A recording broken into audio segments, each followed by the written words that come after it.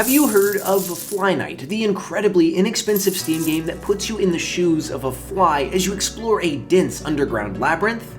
Have you heard of its Souls-like gameplay that has tons of variety and unique builds? And have you heard of its surprisingly best-in-class multiplayer that brings a fun and relaxing element to the game? Well, if you haven't, I'm glad you're here, because today on GameRant, allow me to tell you about FlyKnight.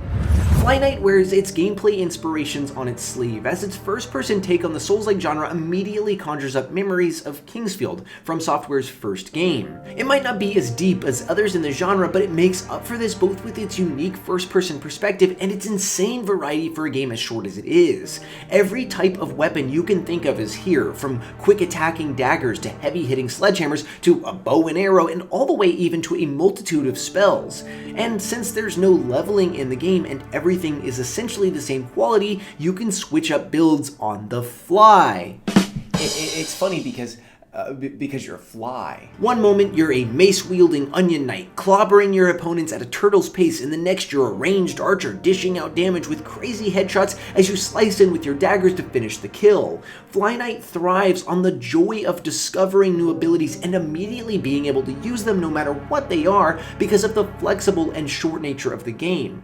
That's what makes its gameplay so unique and so excellent. Another element to mention on FlyKnight's gameplay side is its limb targeting system, which allows you to take off enemies' arms, legs, and even their head to gain an advantage in battle. But it's FlyKnight's style and its wackiness that'll get a lot of players in the door. Like I said, it's reminiscent of Kingsfield, but it has a sort of first-person RuneScape look to it as well, with its simple low-poly graphics that work really well in this underground labyrinth. The music and the shadows that encompass all the areas, keeping things in the distance out of view, create this mysterious and fantastical vibe.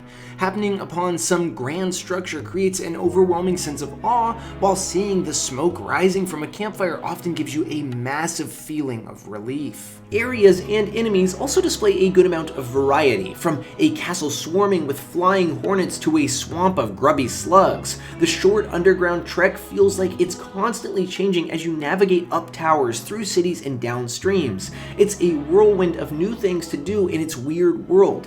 One of my favorite little side tangents that takes place in this game is its fishing minigame. Fish offer up consumable bonuses that have a far greater impact than you'd expect. The fish, which take up forms of fruits and vegetables, can offer up such buffs as the carrot-looking fish improving attack speed, the pineapple fish reducing incoming damage, and the little tangerine fish giving you bonus health. But the act of fishing too is just a whole vibe, and it goes great with the game's main draw.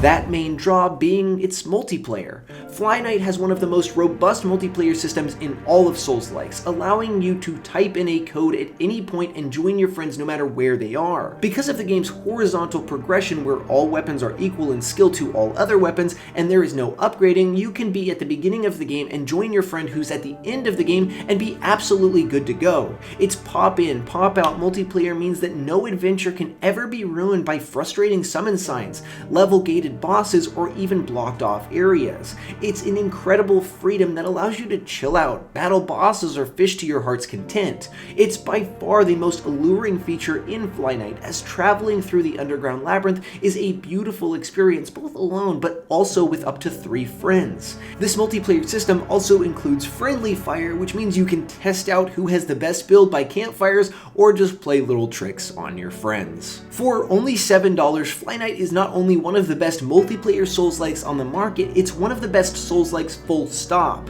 It might be short, but it's oh so sweet, with wonderful gameplay, an interesting and fun world, and tons of little things to get up to. If you hadn't heard of it, I'm glad now you have. And thanks for watching.